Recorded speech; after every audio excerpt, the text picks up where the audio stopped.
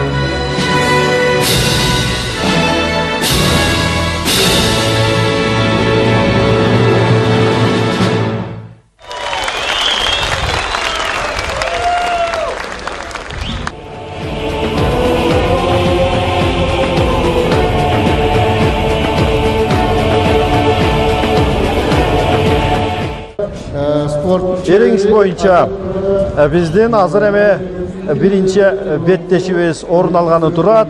Азербайжандык Турал Алиев сиздердин назарыңыздарда жана ага каршы орусиялык Ринат Саксаев даярданып турат. Ал эми бул кызыктуу делген жигиттердин, намустуу эрлердин кармашын баяндоого Кыргыз Республикасынын эреңиш федерациясынын вице-президенти Орос Молдалиевич Тойгонбаев агабыз жардам берип турат. Саламатсызбы? Ороз ага, студиябызга кош келиңиз. Рахмат. Ал эми орусиялык Ринат Саксаев байкалгандай кызыл түстөгү жоолук менен ортодо, эрежеси менен албетте көбүңүздөр таанышсыздар, ошончо дагы айтып өтөбүз. 6 мүнөттүн ичинде биринчи таза жеңишке жетет. Мындай курдан алып, оодарып кетсе дагы боло турганын жакшы билебиз. Анын үчүн бул чийимдин чыкпай, оодарышты улантуусу зарыл. Мына ушул беттешүүнү карасаңар, 6 айлык Россиянын атынан чыгып аткан 6 айлык кыргыз жигити экен. Биз кече эле мандаттык комиссия өтүп атканда текшергенбиз. Мына карасаңар кыргызча белинен курдан кармап тартып атат. Мына азербайжандык жигитти аз болгондо аттан оодарып түштөмөк. Мына 2 упай берилди.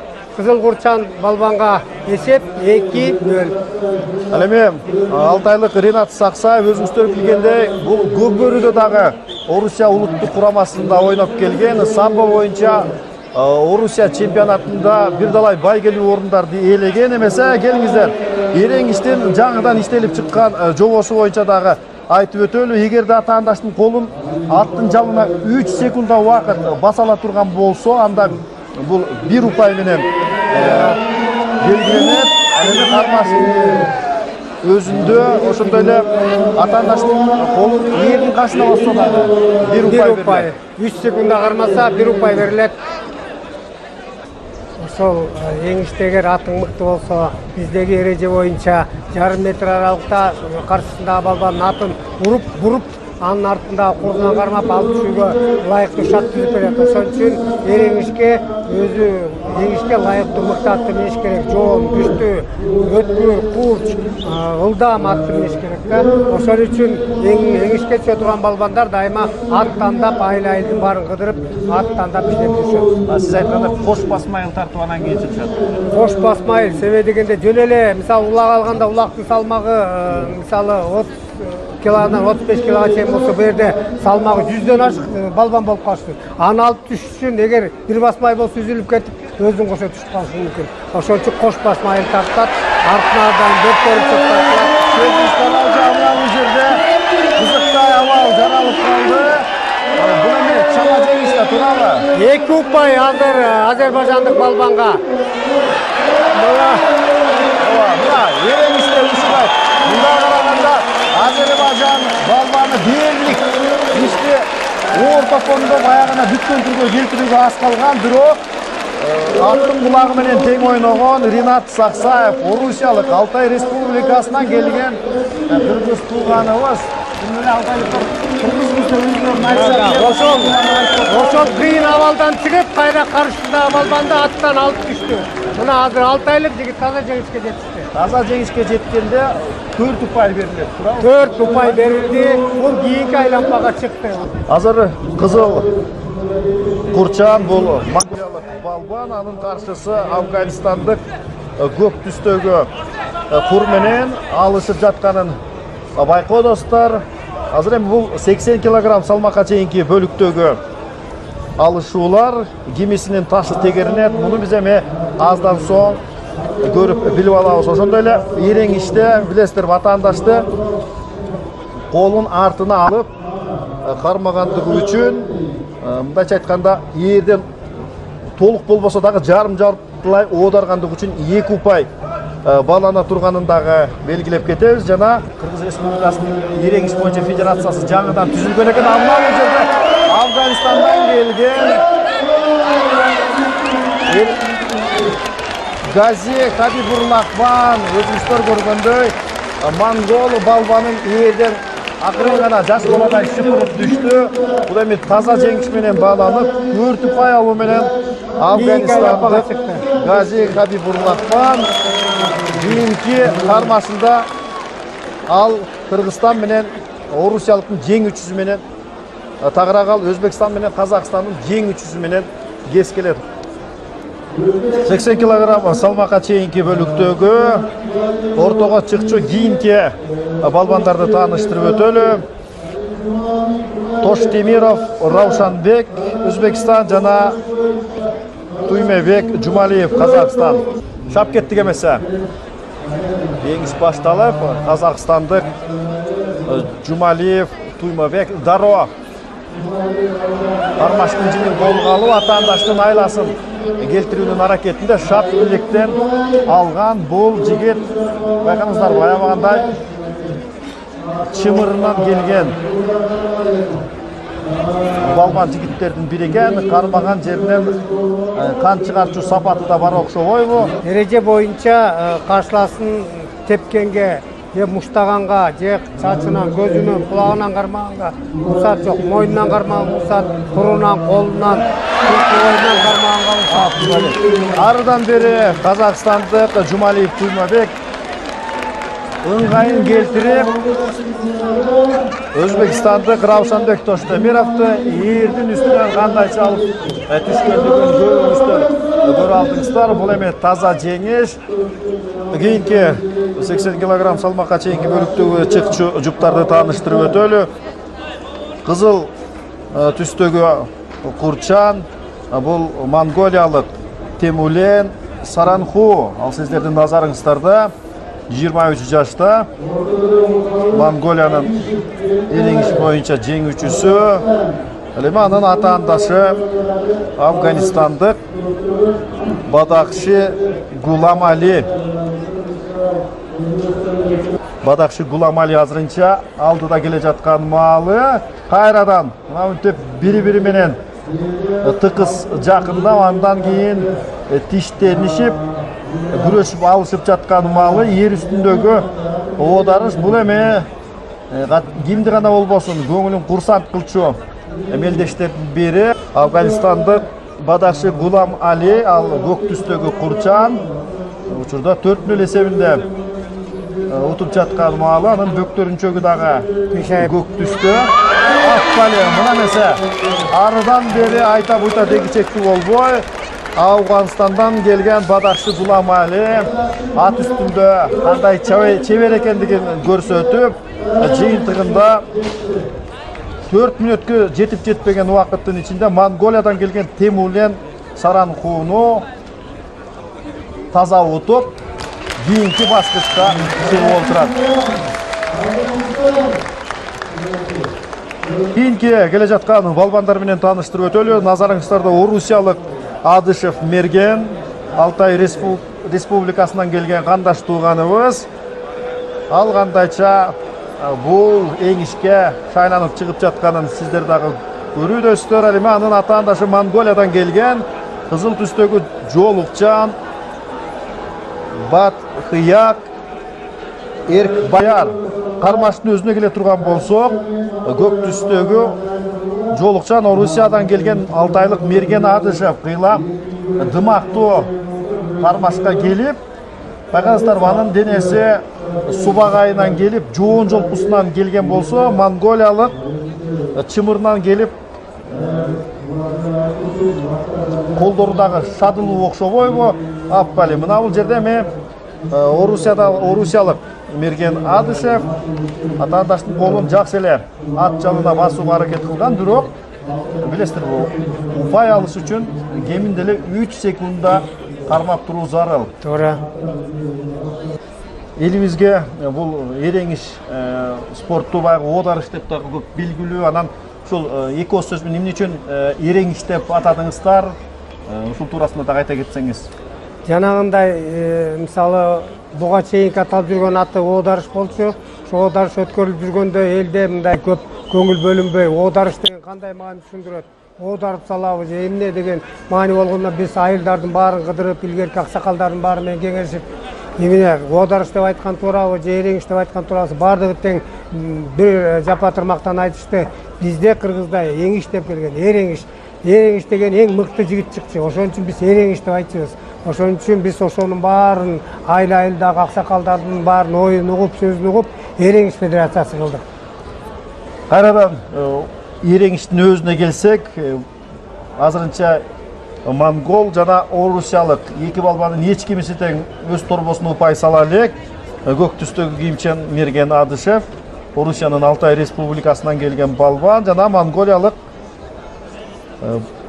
Батхыяк Эркбаяр, ал кызыл түстөгү кур менен мындай чий балбан сыяктуу көрүнгөнү менен жоон жолкусунан келген, субагайынан келген орусиялык Мерген Адышевка тең ата кармашты көрсөтүүдө. Мындай караганда Орозага жоон жолкусунан келген балбандар кыйла күчтүү көрүнөт эмеспи, туурабы?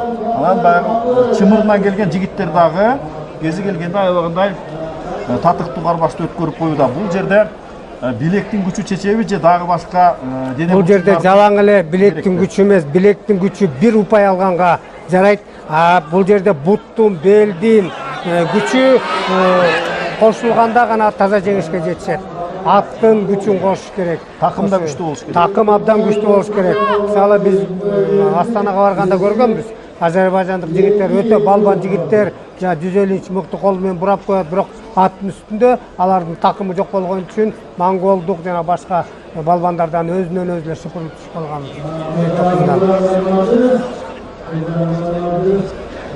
Биз билебиз, кезинде биздин Кожомкул атабыз дагы оодарышка түшүп, казактын Аппали мына нерсе Орусиядан келген Алтай Республикасынын өкүлү Мерген Адышев акыры уйгуна салдыбы, күчкө салдыбы айтор монголиялык атаандашын жерден таза алып түшүп, 4 упай алуу менен эми чейрек финалдык кармашта Афганистандык Бадакши Гулам Али менен жолугат.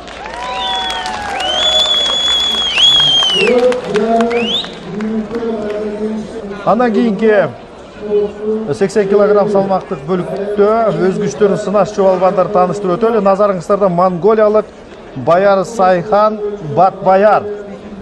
Ал көк түстөгү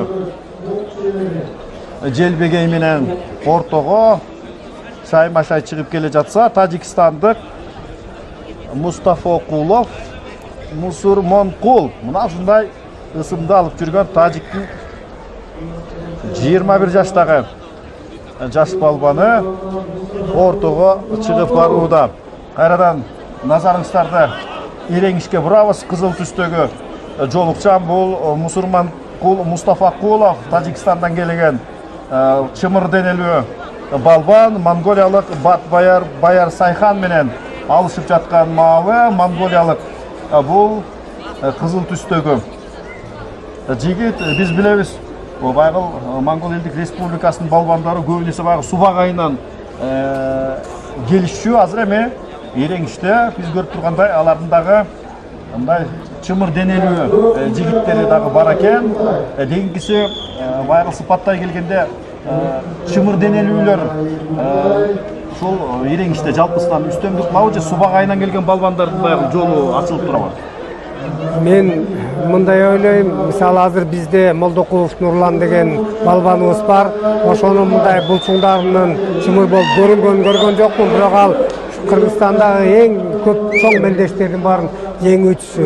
Ойлойм, бу жерде такымдын мыктысы болгон жигит алдыга чыгат го деп. Ооба, көзгө көрүнбөгөн, ооба, ийердин үстүндө бек олтурган жигиттердин жеңишке жетүү мүмкүнчүлүгү жогору экенин билип отурабыз. Ал эми кайрадан күрөштүн өзүнө келсек, тагыраагы күрөш дегенибиз ошол эле оодарыш, ошол эле элеңишти сүрөттөөдөгү колдонулчу сөз. Мына эмесе кызыл түстөгү тажикстандык Мусурмонкул Мустафа Кулов азыр демилгени колго алып, атаандашты өзүн көздөй имерди, бирок бул чала болуп калды көрдү. Эч кандай упай берилбейт да турабы Розага? Берилген жок упай. Азыр эми эки жигиттин тартышуусу жана жыйынтыгында кызыл түстөгү курча тажикстандык Мусурмонкул Мустафа Кулов акыры өзүнүн көздөгөнүнө жетип олтурат. Эгерде аты ошо курдан бекем кармаган убакта жылып бербесе, аттан алып түшүү кыйын. А эгер ошол убакта аты астыга басып берсе, аны ээринен көтөрүп шыпырып кеткенге ылайыктуу ыңгай шарт. Анын артынан ээрчип койсоң да жеңилген тарапта жеңил болду. Туура, анын арты ошол убакта токтоп калды, аттан шыпырып түштү. Азыр эми көрүүчүлөрдүн кыйкырык сүрөөнү менен Кыргызстандык жигитибиздин дарегине арналып олтурат.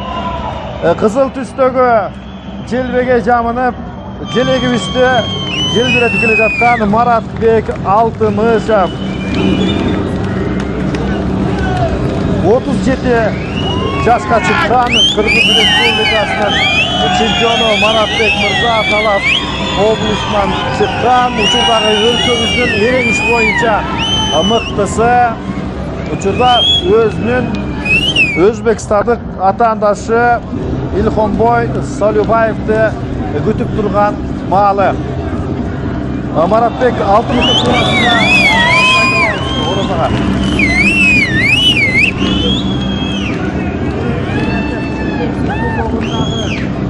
Биз болсо Өзбекстандык Маратбек Алтымышевдин атаандашы Илхонбой Салюбаевди күтүп отурабыз. Жобо боюнча атаандашты канча мүнөт күткөнгө жол берилет? Жобо боюнча 3 минутта убакыт берилет. Азыр калыстар мисалы айтып коюшу мүмкүн.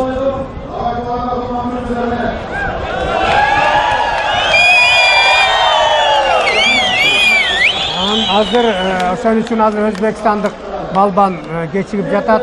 Эгерде өзүнүн машыктыруучусу келип, же болбосо өкүлү келип, ал балбан чыкпайт десе, анда буга таза жеңиш берилет.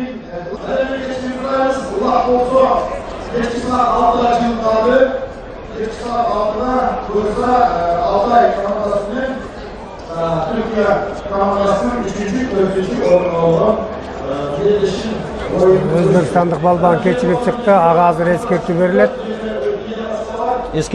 Эскертүү берилгенде 1 упай берилет. Каршылашында балбанга 1 упай берилет. Казакстандык калыс эки тарапты бири-бирине келип учурашып, андан кийин кармашуу ишаратын көрсөтүп өттү.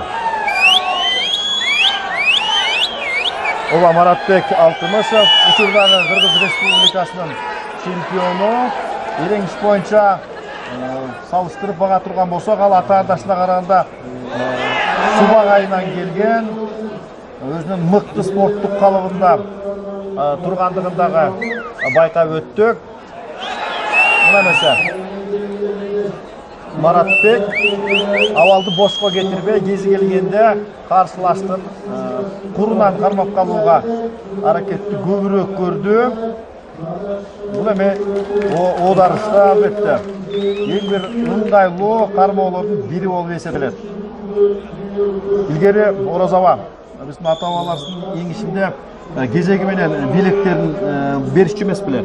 Ушул жаатта кандай эрежелер эске алындыбы жазылып Илгери уже атагы чыгып калган балбандар кийин өзүнүн жашы чыгып калган балбандарга чыгып туруп билегин берип койчу, тартып алды. Эгер ал ошо билегин бергенде тартып албаса, анда айтчу, балам сен даяр эмес экенсиң мелдешке, дагы даярданып келиптиң чыккын деп. Алар өзүнүн кийинки балбандарды сынашты да ушундай. Сөзүбүз каралды ал ортодо шүйүү качып калдыбы, жылдызы жерге түштү билбейм. Жеңиш мөөнөтүнөн мурда кыргызстандык Маратбек Алтымышев ыйгарылды. Баягы эрдин кашына катып басып койгон го бул. Эрдин кашына басуу деген эрежеде жок. Өзбекстандык балбан өзүнүн ат үстүндө Мараттан жеңилерин билип туруп, өзү ыктыяры менен жеңишти берип, мына ортодогу калыска айтып туруп, өзү чыгып кетти. Чындыгында. Кызыл түстөгү жолукчан бул Нурулло Абдуразаков. Ал эми көк түстөгү кур менен ортого чыккан Захид Букабоев. Ортодогу бул 30 жашта, ал эми Захид Букабоев болгону 22 жашка быйыл толгон экен. Азыр эми жаштык менен тажрыйбанын кагылышуусу десем дагы туура болот. Бүткүл дүйнөлүк көчмөндөр оюнуна өзүнүн назилинде көчмөнмүн деп эсептеген өлкөлөрдүн өкүлдөрү бүгүнкү оюндарга абай көз салып турганын дагы өзүңүздөр көрүп өттүңүздөр. Азыр эми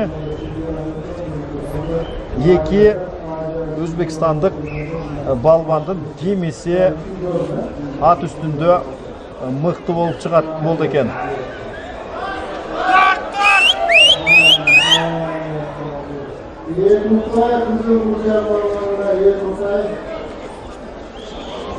Кызыл жолукчан Нурулло Абдуразаковго ортодогу калыс 2 упай берди. Бул канчалык туура болду Орзага? Анын колунан тартып, аны эрдин кашын кармоого ыңгай сабалга алып келгендиги үчүн 2 упай берилет. Же курунан же колунан кармап тартканда ал ыңгай сабалга келип калса, анда мына азыр көк курчан балбан таза жеңиш. Захид Букабаев 22 жаштагы бул өзбекстандык эңишчи балбан атаандашын ийирдин үстүнөн сыпырып алып түшүү менен таза жеңишке жетип, 4 ұпай алу менен чейрек финалга чыкты ал. Жоқ, çeyrek finalga емес hazır. Çeyrek тура. Чейрек финалга чыкты. Çeyrek finalda ал Кыргызстан менен Афганистан өлкөлөрүнүн жеңүүчүсү менен кездешер. Кыргызстан атынан Күмүшбек Кыдыралиев чыга тургандыгын биз белгилеп кетебиз. Чолпон ата шаарында өтүп жаткан бүткүл дүйнөлүк көчкөндөр оюндарынан баяналып берүүсүн атабыз. Сиздер Чолпон ата шаарындагы ат майданында ирең иш боюнча өтүп жаткан алдын ала тандап алуу беттештерине күбө болуудасыздар. Кыргызстандык Күмүшбек Кыдыралиев ал кызыл тагыраагы көк түстөгү желбегей менен майдандын ортосуна калыстын жетектөөсү менен багытталууда. Ал эми анын атаандашы Афганистандык Нурулхак Хакими ал эшел түрдө кызыл түстөгү жоолук жана желбегей менен. Бул эми 80 килограмм салмактык Жогорку салмакта. чембирдиктен жогорку бөлүктөгү жигиттердин тирешүүсү. Күмүшбек Кыдыралиев туурасында айта турган болсок, ал 33 жашта Манас оюндарынын Спартакиадасынын чемпиону. 2014-жылы Азия чемпионатында коло байгени багытып алган жайы бар. Ушундай тажрыйбалуу балбаныбыз 30 жаштагы Афганистандык Нурулхак Хакимиге каршы багытталууда. Афганистандык кызыл түстөгү жоолукчан экенин дагы жазбай тааныдыңыздар болуш керек. Билектен алышуулар байкадыңыздарбы?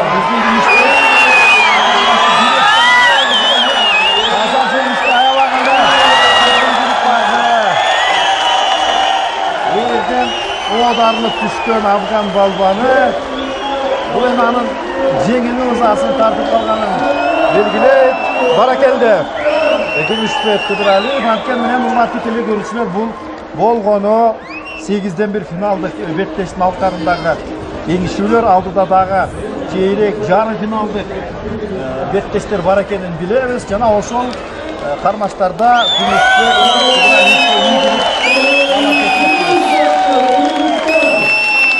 Күмүшбек Кыдыралиевди бул бүткүл дүйнөлүк көчкөндөр оюнуна Нияз Курманкулов маштап даярдап келгенин дагы айтып өтөбүз. Урматтуу теле көрүүчүлөр, коомдук биринчи канал сиздердин назарыңыздарга Чолпон ата шаарында өтүп жаткан бүткүл дүйнөлүк алгачкы көчкөндөр оюнунан баян алып берүүсү болуп атат. Азыр биз эми ат майдандагы 80 килограмм салмакка чейинки бөлүктөгү жигиттердин эрең ишине ортоктош болуп өтөбүз.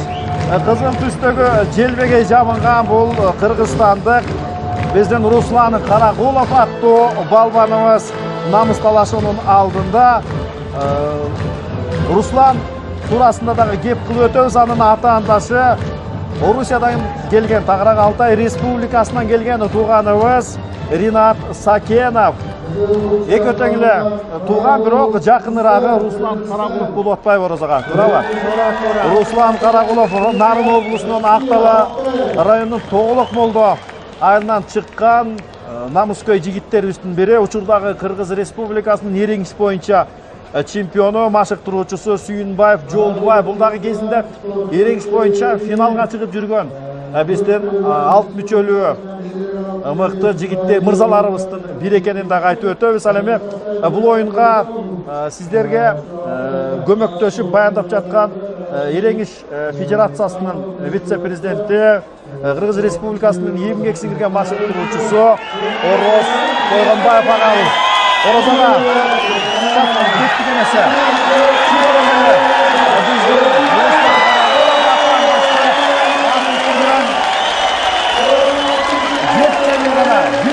Алып түшкөндө эле таасир калтырып койду. Азыр элинин эсебинен көз ачып чындача жеңишти камсыздап койду. Руслан деген биздин мына ушул көчкөндөр оюнуна тандалма мелдеш болгондогу 80 килограмм балбандардын ичинде жеңүүчүсү болчу бул. Мына азыр бул атаандашынын ушу каршылык көрсөткөн ыкмаларды жакшы билбегени барып эле бир кол менен эле кордунан алып, аны жеп жеңил эле атынан оодарып таштап койду. Бул анын өтө ыкчам ошол аттын үстүндөгү такымы бекем жигит экенин көрсөтүп атат. А мындай карасаңар анын кебетесинен балбандык кебете көрүнбөйт. Мисалы, а бирок ошол жердеги Алтымышев, Марат ушулардын сен эң биринчи орунду алган жигит. Ошол эле 80 килограмм четбирдикке чейинки бөлүктөгү кийинки чейрек финалдык катышуучуларды тааныштырып өтөлү. Бул кызыл түстөгү желбеге жабынган Афганистандык Гази Хабибул Рахман, ал эми көк түстөгү Казакстандык Туймабек Жумалиев. Албетте, эки балбан тең өзүлөрүнүн мыкты, аябагандай карылуу экендигин көрсөтүп өтүшкөн. Ошентсе дагы келиңиздер. Кагаз жүзүндө баскылап бул эми Казакстандык Жумалиев деп дагы билип турсак болот. Бул эми кармаш башталганга чейин ал эми кармаштын өзү жеңиши жеңүүчү болуп аныктап берет, туурабы болсо. Мен ойлойм, казакстандык жигиттер жеңишке көбүрөөк машыгышат. Алар атка ыктуураак болушуп, Казакстан жигиттер жеңишке жетип калуусу мүмкүн деген ойдо турам да. Афгандык балбандар дагы атка жакшы отурушат, бирок бул ыкмаларды алар еще жакшы өздөштүрөлү. Азыр эми 80 килограмм салмакка чейинки бөлүктөгү жигиттердин күч сынашуулары. Гази Хабибул Рахман, бул кызыл түстөгү курчан, ал эми анын атаандашы казакстандык Туймабек Жумалиев. Көк түс менен экенин өзүңүздөр көрдүңүздөр. Жана балбандардын бири-бирине жакындап баруулары, экөөсү тең чымырынан келген жигиттер экен. Жана билек курдан алышып чалкалай тартышууда. Азырынча казакстандык Туймабек Жумалиев кыйла дымактуу жана ыкчыл экендигин көрсөтүп өтүүдө. Байкадыңыздарбы? Анын аракети аз жерден оңунан түшүп кала сактады. Жана учурда абал Казакстандык үчүн аябаганда жемиштүү аяктап, ардан бери казакстандык Туймабек Жумалиев атаандашын үстүнөн чыпырып түштү дагы. 4 ұпай топто менен эми жарым финалга чыгып, ал жерде кыргызстандык биздин Руслан Каракулов менен жолугатылган болду. Туура. Кийинки келе жаткан эң ишчил балбандар менен тааныштырып өтөбүз. Бул россиялык Мерген Адышев, сиздердин назарыңыздарда. Орусия өлкөсүнүн өкүлү, Алтай Республикасы, ал эми анын атаандашы Афганистандан келген Бадакши Гуламали монгол балбанын жеңип, эми чейрек финалга шайма-шай чыгып барууда. Кызыл түстөгү жолукча бул Афганистандан келген Бадакши Гуламали жана Орусиядан келген Мерген Адышев. Чечил түрдө көк түстөгү жолук менен эң ишти улап жаткан маалы. Оюмча бул жерде эми бири-бирине төп келген балбандардын алышуусун көрөт болушубуз керек. Кимиси жерге бекем отурат, бул жерде алган балбаны ыңгайлуу абалга туш болуп атаандашын курдан алып, өзүн көздөй имерип тартууда. Тегерек чийиндин ичинен чыкпай тартып, ыңгайсыз абалга атаандашын кептегендиги үчүн ортодогу эл аралык даражадагы Калыс Наматбек Сегизбаев 2 упайды Афган балбанына берди. Бирок чийиндин сыртына чыгып кеткенден кийин эми кармаш токтотулуп, бормордук чийиндин ичинде андан ары уланат. Афганистандык Бадакши Гуламали жана орусиялык Мерген Адышев.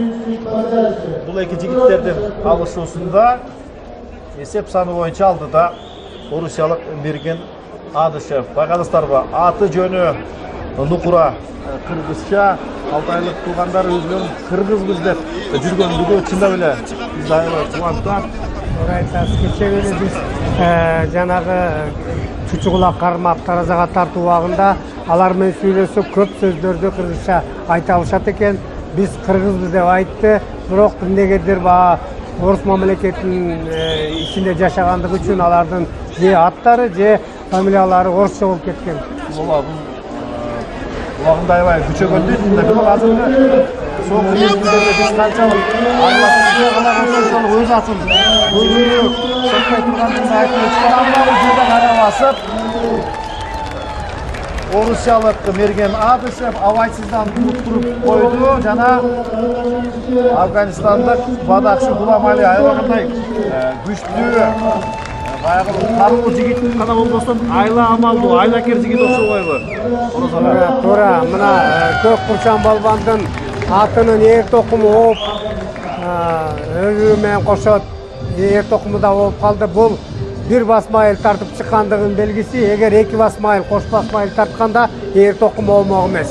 Neme, ошол даярдан чыккан жактын өзүнүн күнөөсү да туура. Туура, чыгып аткан балбандар ошо эр токумун тууралап байлап, басмайылын, кош басмайыл кылып тартып чыгыш керек эле. Бирок ошо толук даярданбай чыккандыгы үчүн мына ушундай акыбалга келип калды. 80 килограмм салмакка чейинки бөлүктөгү эреңиштин жыйын тагыраагы чейрек финалдын жыйынтыктоочу таймашы көк түстөгү кийимчи бул кыргызстандык Маратбек Алтымышев. Ал эми кызыл түстөгү желбеге жамылган бул тажикстандык Мустафа Кулов. Эки балбан эми жарым финалга чыгыш үчүн билектен алышат. Bizim balbanlar ата-анашын турдан алып, өзүнө имере тартып, жарым жартылай одарууга жетишкендиги үчүн 2 упайды, ортодогу Казакстандык калыс 1 болуп турат. Ошентип сандык атыш 4-0 азырынча көк түс жолукчан бул Кыргызстандык Маратбек Алтымышев алдыда келе жаткан маалым. Мына нерсе. Биздин жигитибиз Маратбек келтирүүсү кадет Аптали ата-анасы ийдин үстүн каттап алып түшкөндүгү үчүн таза жеңиш биздин Маратбек Алтымышевга берилип отурат. Баракелде. Маратбек эми жарым финалга чыгып ал жерден Афганистандык бадакчы Гуламали менен жолугат. Азыр урматтуу телекөрүүчүлөр 80 килограмм чембирдиктен жогорку бөлүктөгү чейрек финалдык кармаштарды көрүүгө чакырып өтөбүз. Сиздер көргөн көк түс желбеге жамылган бул элибизге абдан белгилүү болгон мырза жигитибиз Нурлан Молдокулов. Эсиңиздерде болсо ал Манас 1000, Ош 3000 мааракелерин жеңип алган. Ошондой эле 2014-жылы Азия чемпионатында күмүш байгени багынтып алган. Панфилов районунун Кумарык айылынан чыккан биздин намыска жарачуу жигитибиз. Азыр эми чейрек финалдык таймашта Азербайжандан келген Арас Жафаров менен кескилет. Ал азыр кармаган жерден кан чыгарчу балбандардын кармашы деп койсоң туура болот.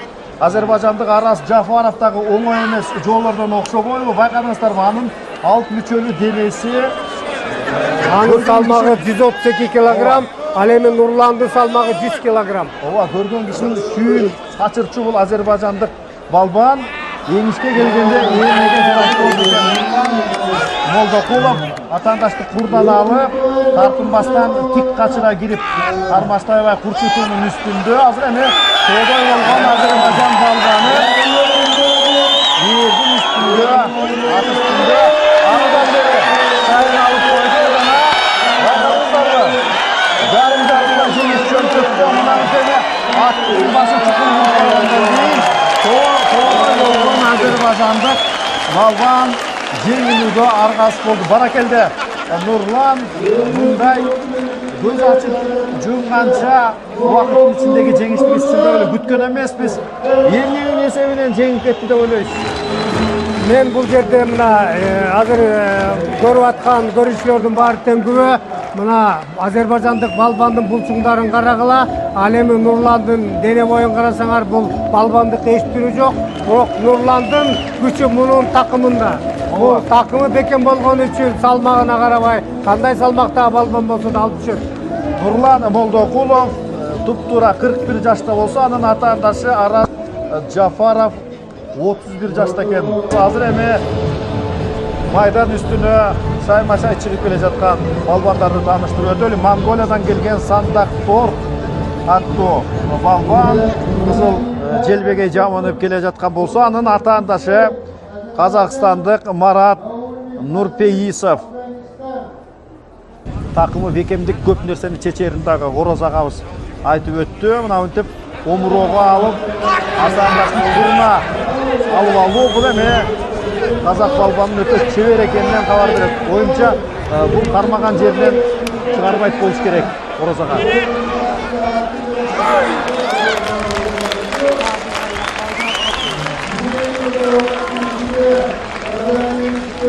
Bir мүнөткө жетип жетпеген убакыттын ичинде казакстандык Марат Нурпейисов таза жеңиште камсыздап 4 упай алуу менен эми жарым финалга чыгып, ал жерден биздин кыргызстандык Нурлан Молдокулов менен кезиге турган болду. Бул эми дээрлик финалга тете кармаш болуш керек Ороз ага. Кимиси жеңсе ошол балбан бул көчмөндөр оюнунун жеңүүчүсү болуп калуусу дагы толук мүмкүн. Бирок бул торчонун төмөн жагында дагы биздин Күмүшбек Кыдыралиев аттуу балбаныбыз бар экендигин эстен чыгарбайлы. Кийинки 80 килограммдан жогорку бөлүктөгү жеңишке чыкчу балбандарды тааныштырып өтөлү. Азербайжан желегинин астында чыгып келе жаткан бул Гусейн Орудзев. 33 жашта Азербайжандын эң күчтүү балбандарынын бири, жана анын каршылашы Афганистандан келген Найми Фазил. Найми Фазил 31 жашта Афганистандын намышка жарачуу балбандарынын бири. Бул эми 80ден жогорку чембирдикте мейли 100, мейли 100дөн жогору болсун, канча салмак балбандардын басарын эсепке алышпайт, болгону 80 килограммдан жогору болуусу шарт. Ошентип эми ортодогу эл аралык даражадагы калыс Наматбек Сегизбаевдин нускоосу менен эки балбан кол алышып учурашып алгандан кийин эми кармашты ортодон баштап олтурушат.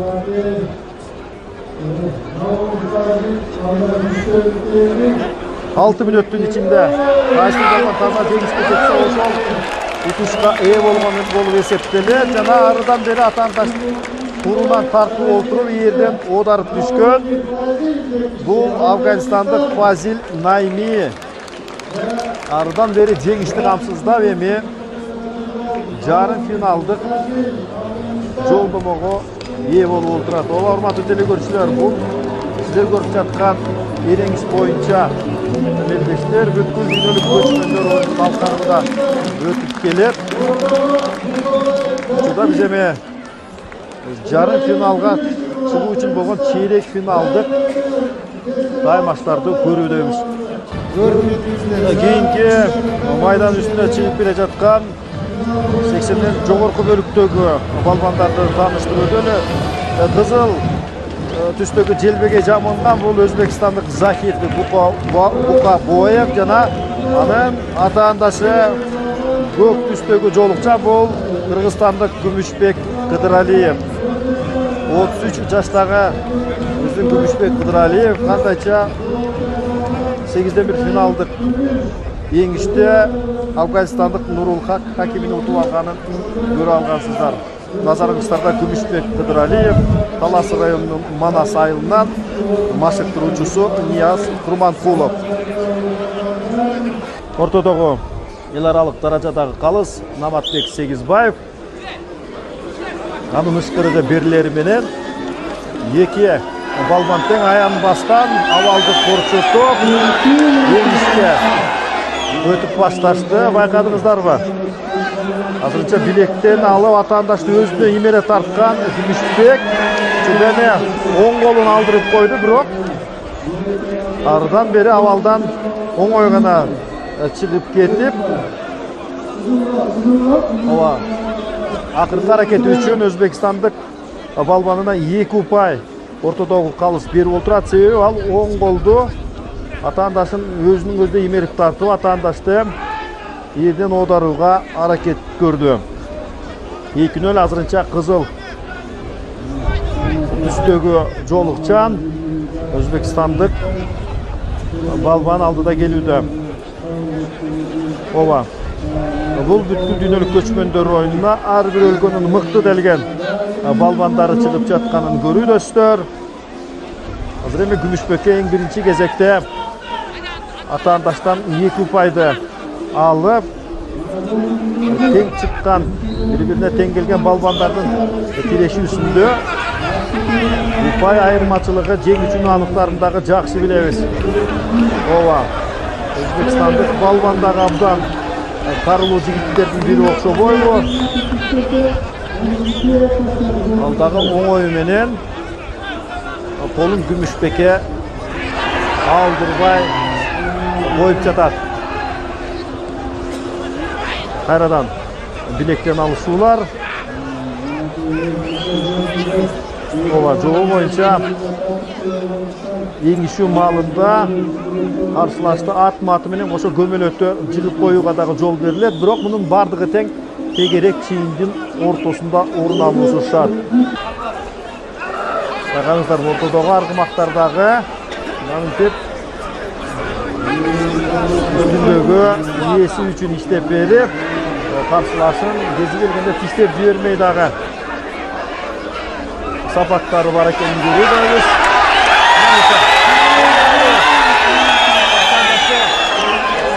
Колун артына кайрып кеткендиги үчүн дагы 2 упай булардын жолу боюнча каралган. Бул дагы кооптуу абалдардын бири жана биздин кыргызстандык Күмүшбек Кыдыралиев 4-2 эсеби менен алдыга чыгып баштады. Барган сайын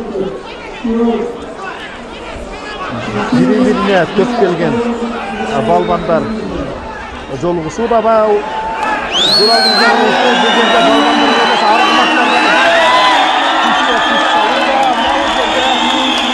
биздин Күмүшбек Кыдыралиев намыска бек жарап, аябагандай чымыр денелүү, күчтүү делген өзбекстандык Захид Букабоевди ийерден пак-пак көзөтүп, таза жеңишке камсыздап койду. Бали баракелде Күмүшбек бул сene жарым финалдык кармашта Афганистандык Найми Файзин менен кескелет.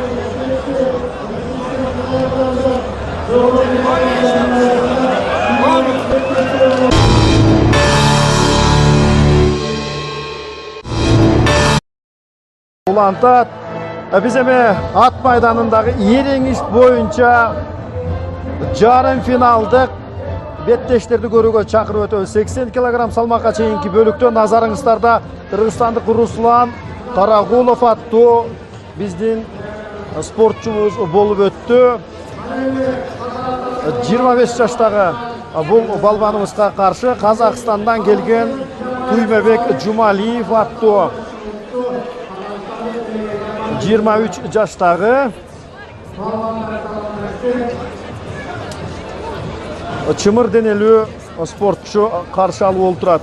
Азыр эми бул жұптың жеңүүчүсү финалдык жолдомого ээ болорун белгилеп кетебиз. Ал эми бул оюндарга баян салууда бизге СССР спортунун чебери Касымкул Оболбеков агабыз меманда дагы жол саламатсызбы Касымкул ага?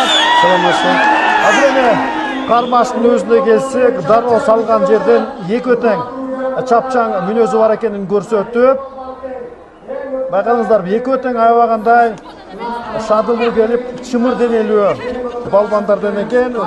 Эреңиш бул эми эр жигиттердин оюну экенин дагы жакшы билебиз. Бул жерде 6 мүнөттүк убакыт берилип, кимиси ушул убакыттын ичинде атаандашын таза алып түшсө, же болбосо упайлардын айырмасында артыкчылык көрсөтсө жеңишке жетет. Мына бул жерде атаандашын эрден одуруп, өзүн көздөй имере тарткандыгы үчүн кызыл түстөгү жолукчан кыргызстандык Руслан Карагуловго ортодогу эл аралык даражадагы калыс Наматбек Сегизбаев 1 упай bir ұпай беріп олдыра тұрматты телекөршілер. Атандаш аттың жалына қолын арта салып, қармаштан оғлақтағандығы үшін дағы берілді десек тура олуат. Жана артықшылық жанду қармашты далын аушыл қызыл құрчан біздің Руслан Қарағулов көрсетіп жатқанындағы біземе Таналбайбыз. Қайрадан чейіндің сыртына шығып кетішті. Руслан Қарағулов бұл Нарын облысының Ақтала районының Тоғылық Молды айылынан шыққан Қырғыз Республикасының чемпионы, бірінші машықтырушысы Қапарбек ұлы Билимбек жана Жолдубай Сүйінбаевтар. Бұл бүткіл дүниелік көчмөндөр ойынына Руслан Қарағуловты маштап дайырдап келішкен.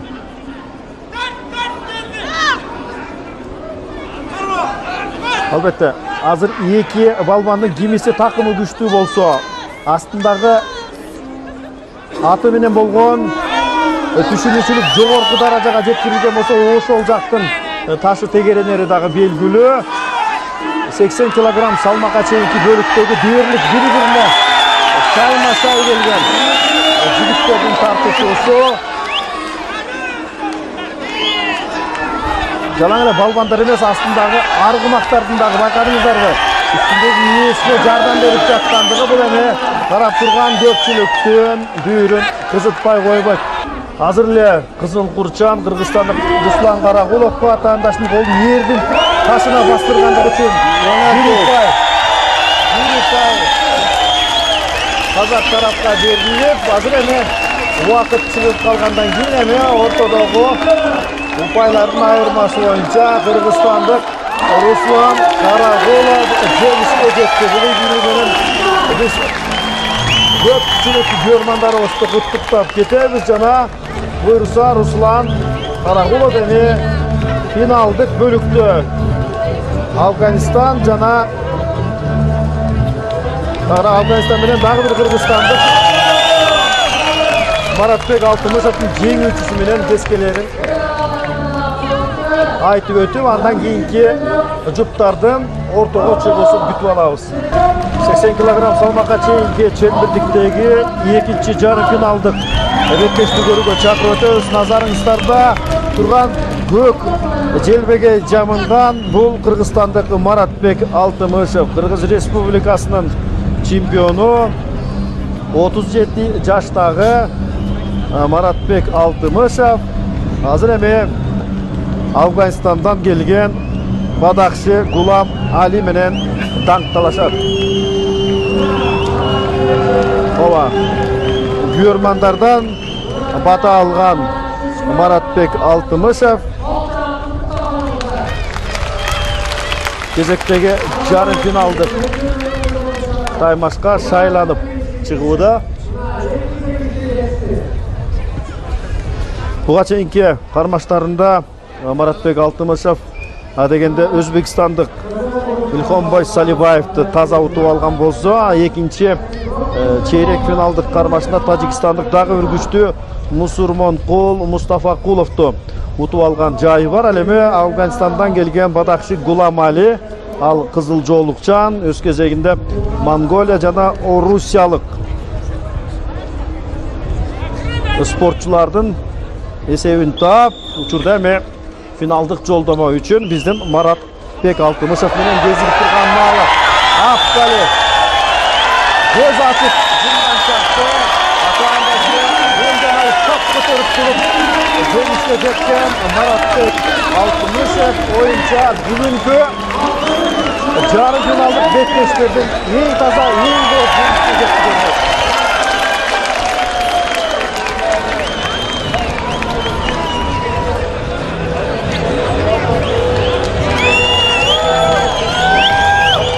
Қалғанын сөзінде түсінді алдық.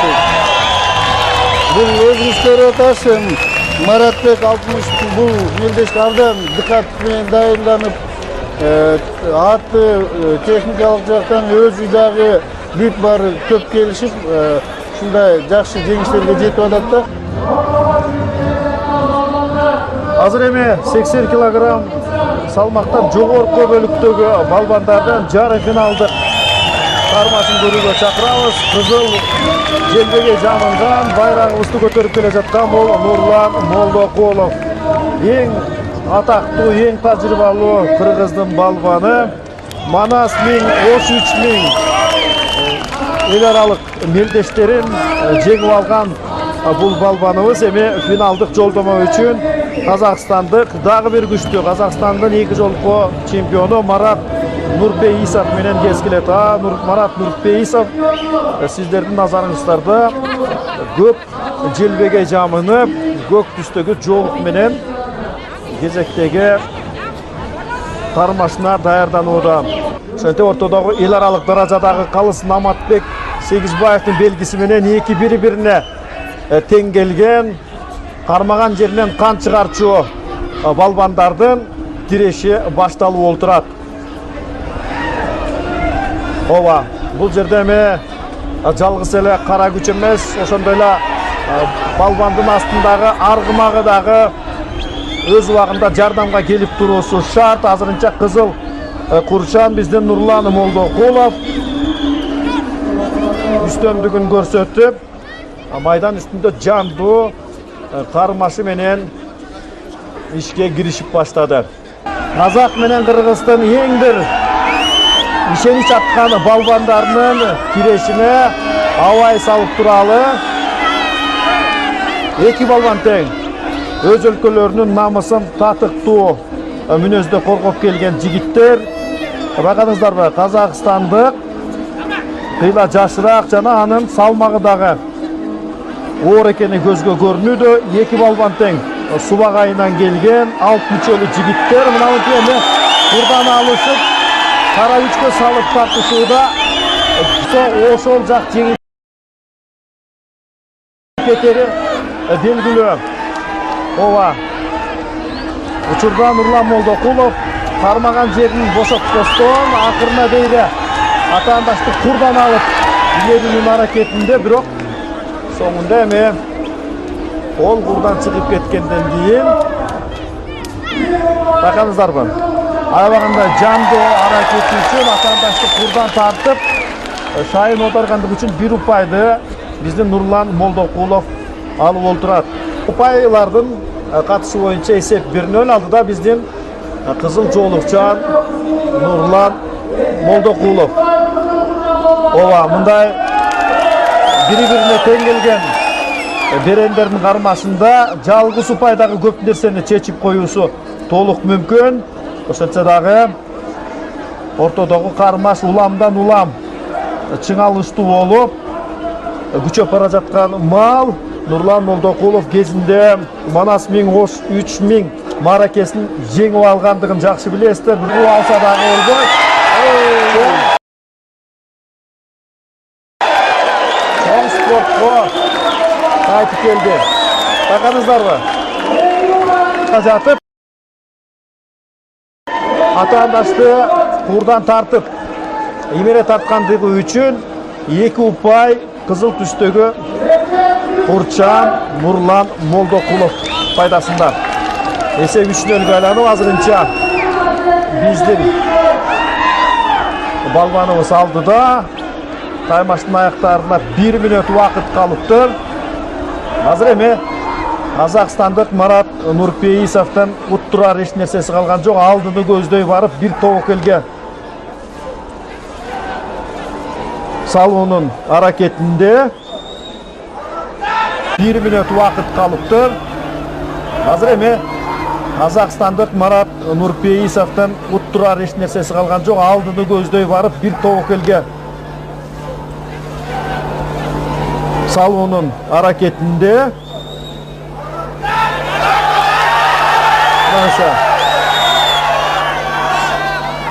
каруулары казык, баштары токмок болгончокто бул эки балбаныбыз эртеден бери каратерге жылтырай жуунуп тартышып жаткан чагы мына бул аракеттагы өзүнчө бир упай менен эсептелерин жакшы билесиздер. Курдан алып атаандасын эрден жылмыштырууга жетишти, туурабы?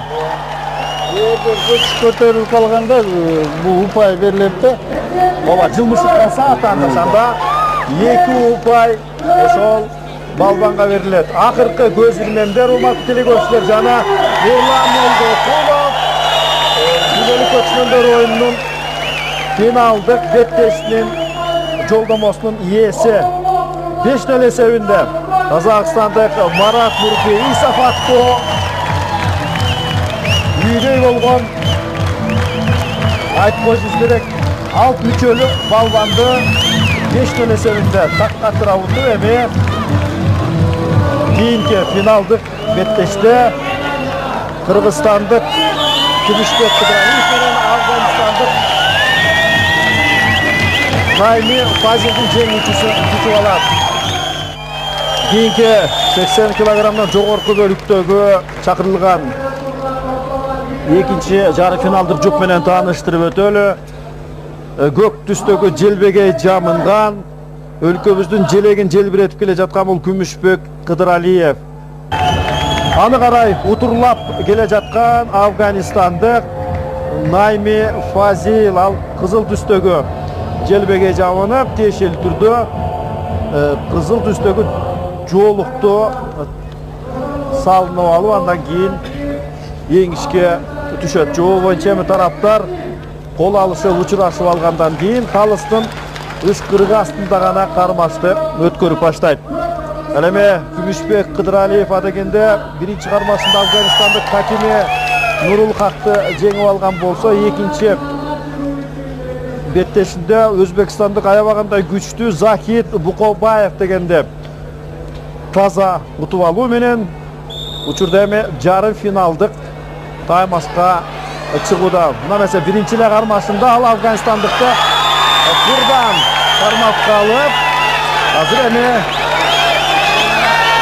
Күмүшбек Кыдыралиев абалды бошко кетирбестен көбүрөөк пайданы алып алса болмок. Бул упай берүү эмес, эскертүү болуп туруп, урматтуу телекөрүүчүлөр, көк курчан Күмүшбек Кыдыралиев атаандаштын колун эрдин кашына басып койгондугу үчүн азыр эми 1-0 эсебинде кызыл түстөгү жоолукчан Афганистандык Найми Фазил алдыга чыгып баштады. Мындан эми балбандардын жулка тартышуусу эмнени берет болду экен. Афганистандык балбан курунан алдырып койгондугу үчүн эми 2 упай көк түс кур менен алышып жаткан Кыргызстандык Күмүшбек Кыдыралиевке 2 упай жанарактагы берилген упайды кошкондо эми эсеп 4-1 алдыда Кыргызстандык Күмүшбек Кыдыралиев. Күмүшбек Талас районунун Манас айылынан чыккан балбаныбыз, анын машыктыруучусу Нияз Курманкулов. Кайрадан балбандар ортого чыгып эми шап билектен алууга аракет жасоодо, бирок Афганистандан келген Найми Фазил дагы бул дагы көптү көргөн балбандардын бири окшобойбу. 31 жашка Найми Фазил толгон болсо, Күмүшбек Кыдыралиев жакында эле 33 жашты багынтып, дээрлик бири-бирине жаш курагы боюнча дагы, шеберчилиги боюнча дагы тең келген балбандардын алышуусу. Касымкул ага, Кыргыз Республикасынын Иреңиш Федерациясы түзүлүптүр. Казакстанда да бар экен. Анан жалпы ушул оюнду жайылтыш үчүн орток тилди чыгарып, бардык катышуучуларга түшүнүктүү болуш үчүн эл аралык федерация дагы аябай зарыл болуп тургандай да. Бул жаатта дагы иштер жүргүзүлүп жатса керек. Жүргүзүлөт, мисалы жакында эле бул баягы Казакстанда Орто Азия чемпионатын өткөзүп, ошол баягы Орто Азия боюнча азырынча ошо Иреңиш боюнча федерацияны түзүү, ошондой эле баягы эрежелерди тактап бардык жерде, мисалы Кыргызстанда болобу, Казакстанда болобу, Өзбекстанда болобу, Монголияда болобу, бирдей эреже менен анан кийин бул баягы негизинен Иреңишти баягы дүйнөгө таратууга анан бирдей эреже болгондон кийин эч кандай талаш тартыш болбой, мелдештерди ызы чуу өткөзүүгө көмөк берет деген ишеним артып турабыз. Азыр кармаш өзүңүздөр көрүп тургандай көк курчан Күмүшбек Кыдыралиев кыйла жандуу кармашып Афганистандык атаандашынын айласын алты кетирип коюптур. Байкадыңыздарбы? Жада калса Афганистандык колун сууруп алууга дагы шаасы жетпей отурат. bultup кеткенге дагы шамасы жеткен жок. Убакыт соңуна чыгып калганына карабастан эки балбан аягына дейре кармашып жүрүп олтурат. Азыр эми калыстар кандай чечим чыгарат болду экен. Ээрдин кашына кур менен илип алган эреже боюнча да болбойт, көрдүңүзбү? Баягы сырттан чыгып аткандан кийин күмүшбек ичине баягы шалдырай түшкөндө афгандык жигит шыр эле баягы курду ээрдин кашына илип алып, аттын күчү менен баягы чийимден чыгып кеткен.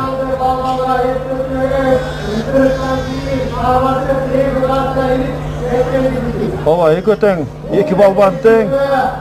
Аз жерден кызыл чеке болуп кете жаздашты, бирок бул эми оюндун жүрүшүндө качан болбосун мындай көрүнүштөр болуп келген.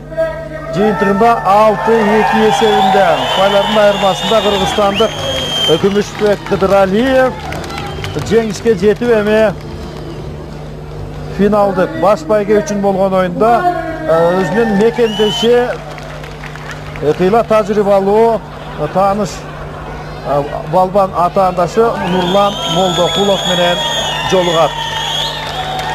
80 килограмм салмакка чейинки чембирдиктеги баш байге үчүн болгон финалдык беттеш бүткүл дүйнөлүк көчмөндөр оюнунун алкагындагы иереңиш боюнча азыр эми баш байге үчүн эки кыргызстандык жигитибиз кес келет.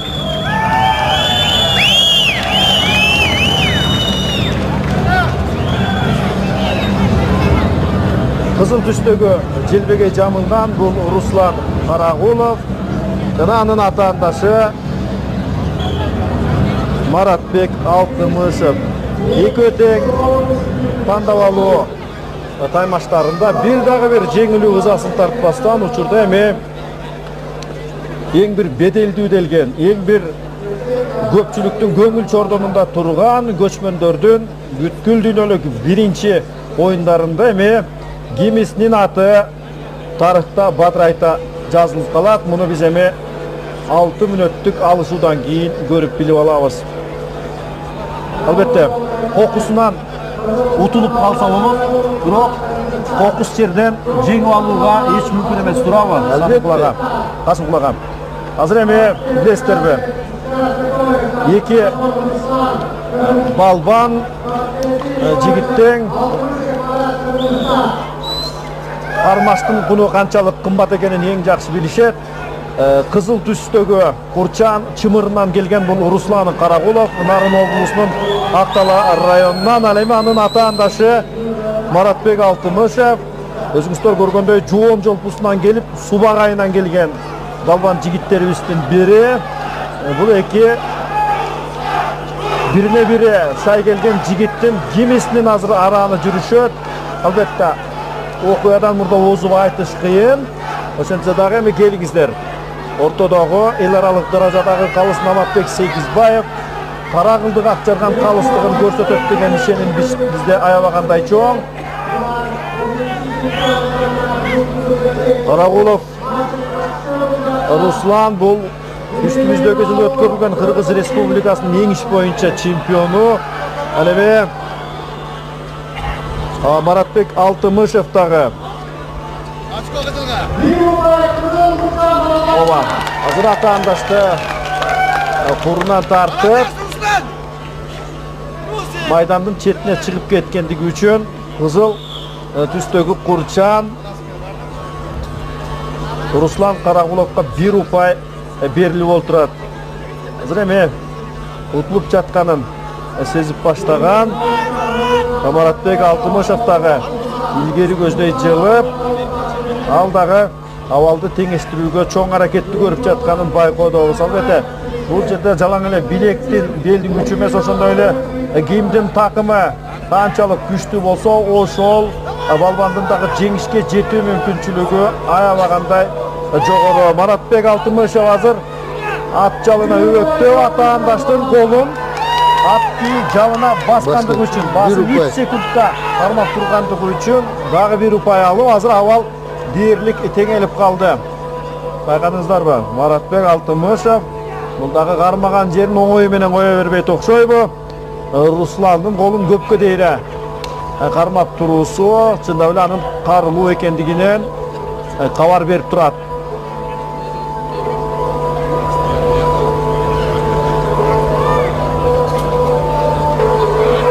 Жыдыкке эч нерсеси калбаган. Азыр Маратбек Алтымышев албетте алдыны көздөй барып, өз бактысын чабуулдук үмүттөн издейт. Ал үчүн бул эми дзюдо кармашындагыдай болбойт дегенде жакшы жерден, ыңгайлуу жерден кармап алуу кажет эмеспи Казымбек ага? Билектен же болбосо курдан кармап туруп, анан өзүнүн баягы мурдатан даярдап жүргөн ыкмасына салып туруп, анан эң чечүүчү нерсе ошол учурда атын туура көздөй багыттай алса эле жеңишке жетүүгө мүмкүнчүлүк түзүлүп калат да. Бул жерде көбүнесе жакшы баягы билектенби же курдан бекем кармаган менен атын азыркыдай болуп кептелишип туруп калса эч жыйынтык чыкпай жөн эле тура беришет. Экөө тең курдан бири-бирин кармап турушат, бирок эч кандай натыйжа болбой атат. Руслан Карагулов ана көрдүңүзбү? Атасы мээрден сыпырып кетти, бирок бул жетишсиз жеңишке нерсе. Мына акырына дейли бүткөн түрдө жетүү зарыл.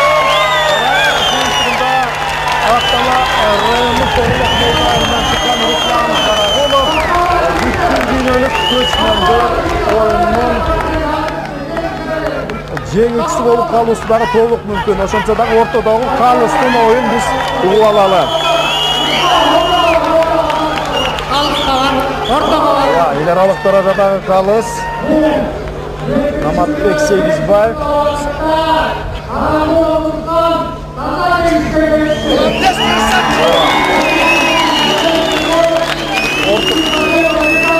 Ортодогу калыстын эч кандай тага турган кинеси жок. Ошон үчүн таза жеңишке Руслан Карагулов жетишти. Бул ийгилиги менен анын ата-андашы дагы Маратбек Алтымышев куттуктап өттү. Нагыз жигиттик мүнөзүн көрсөттү десем жаңылбайм. Себеби жеңилүүнү билмейинче тартыштуу жеңишке эгерим спортчу жетпейт.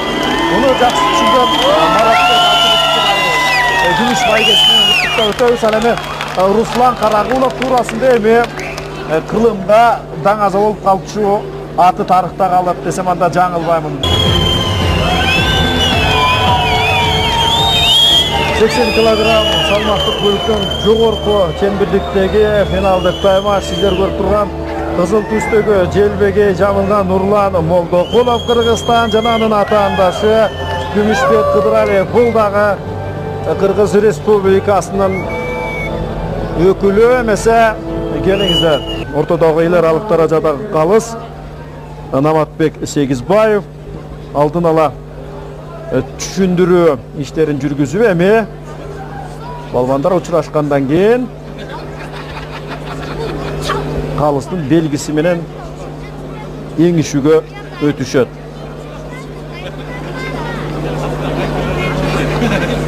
Дагы бир жолу белгилеп кетебиз, 80 килограммдык салмактан жогорку бөлүк.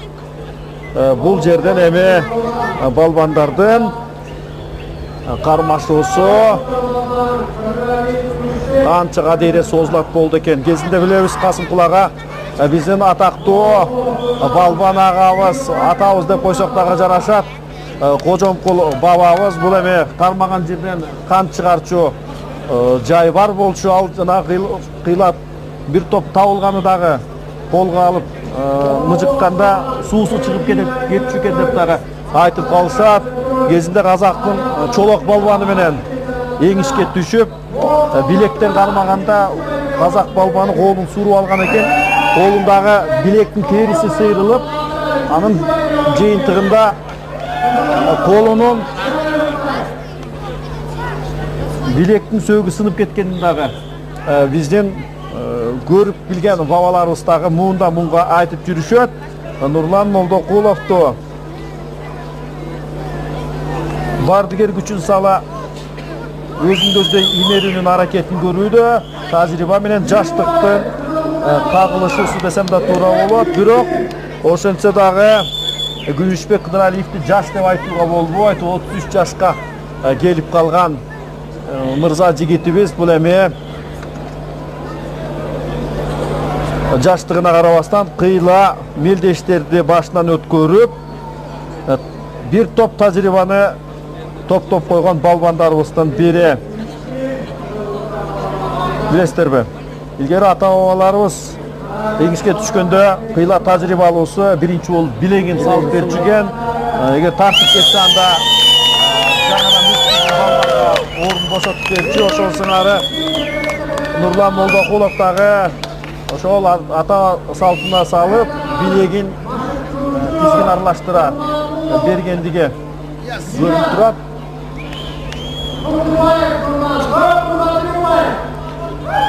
Ооба сунулган колун тартып кеткендиги үчүн Көк Курчан Күмүшбек Кыдыралиевке 1 упай берилип, азыр эсеп 3-2 түзүп калды.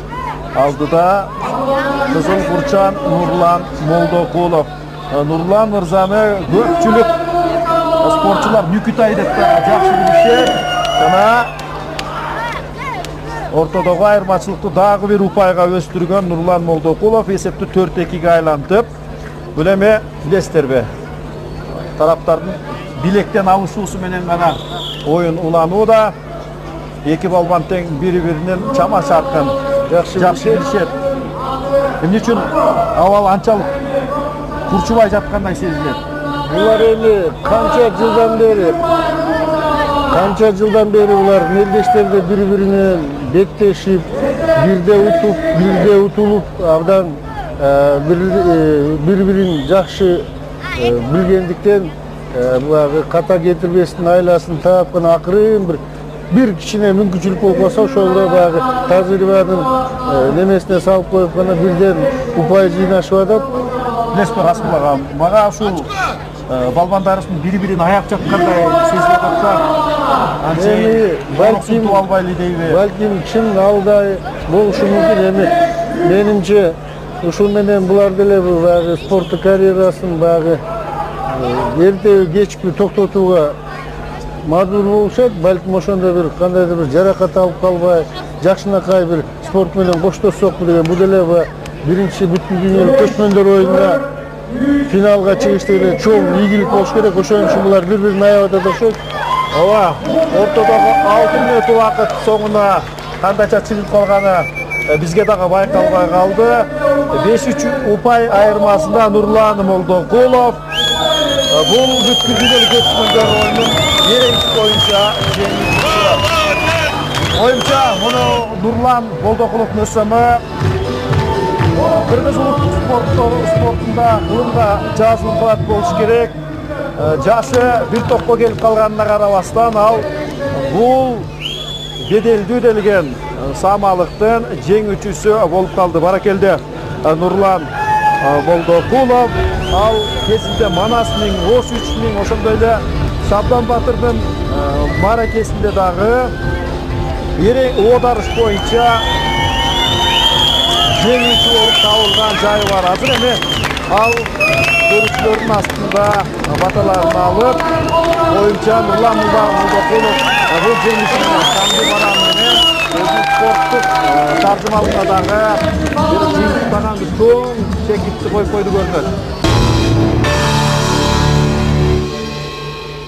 Кыргыз Республикасынын Эреңиш Мелдешинин Эреңиш Федерациясынын президенти Ногоев Өмүрбек Арыстанбекович Алчаап кутуктап койсоңуздар. Жумалиев Күйлөбек, Казакстан. Эреңиш Федерациясынын колуна момдай камчы, ошондой эле 35 000 сом байге медаль. Анан диплом. Ал эми экинчи орунду ээлеген Алтымышев Марат, Кыргызстан.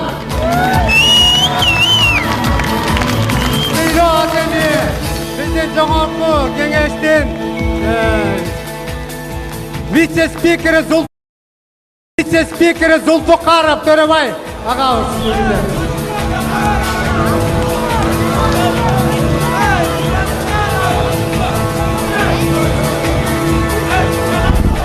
Мына медаль, диплом, ошондой эле 65 000 сом байге, ошондой эле Эреңиш Федерациясынын атынан калпак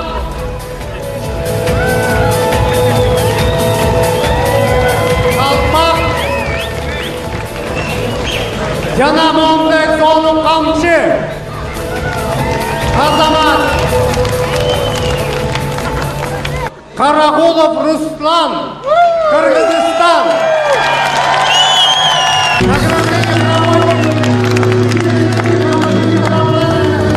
Казахстан, Яченко Сергей Александрович.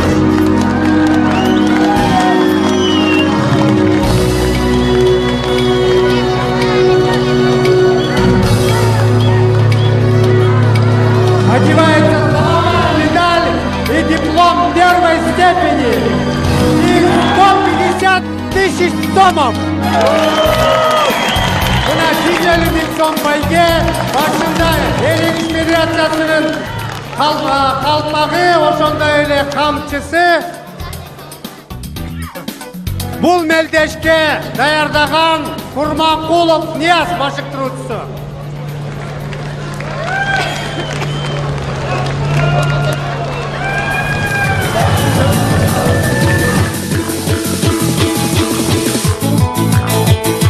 Kolçap, kutlukta koşağılarına, kolçap.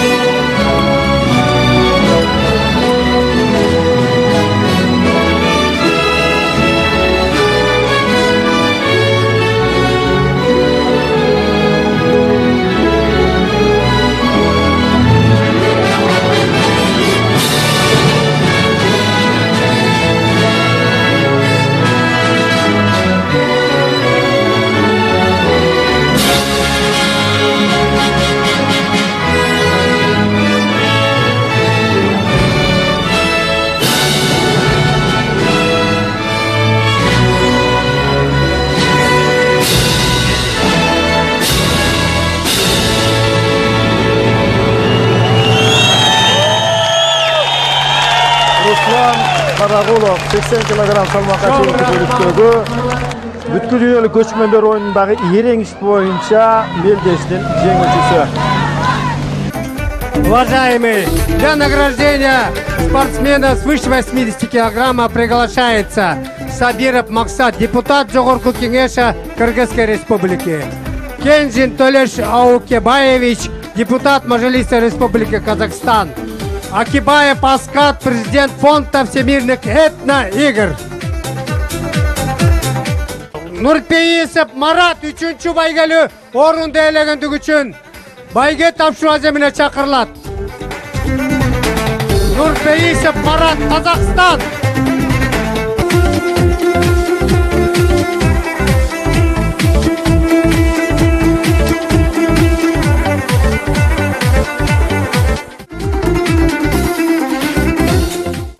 Награждается медалью и дипломом 3-й степени, 35 тысяч сомов призовой фонд, еще колпак от Федерации Ереңиш и камчы.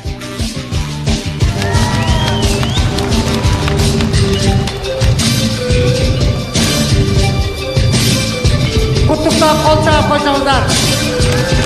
Азамат. Экинчи байгелүү орунду ээлегени үчүн Кыдыралиев Күмүшбек чакырылат.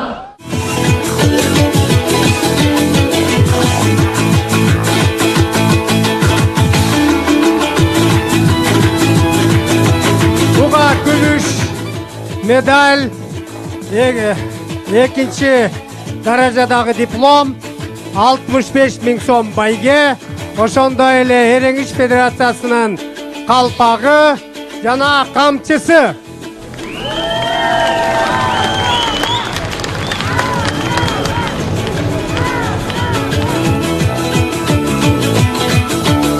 Күмүшбекке кол чабуулар.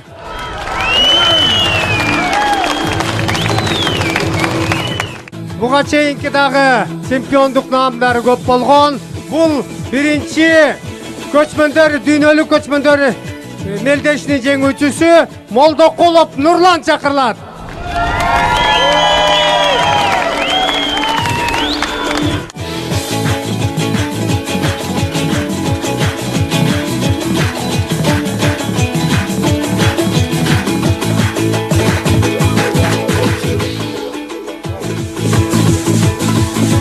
алтын медаль, birinci darajadagi diplom, 150 ming so'm bayge, Baş bayge menен birgelikte 117 ming so'm akçalay sыйлыкка tatып, oşondoy ele Özü Ele Güç Kırgız Federatsiyasının sportunun kalpagı, tarixına Badır Ayta жазып koydu desem oşondoy ele kamçısı,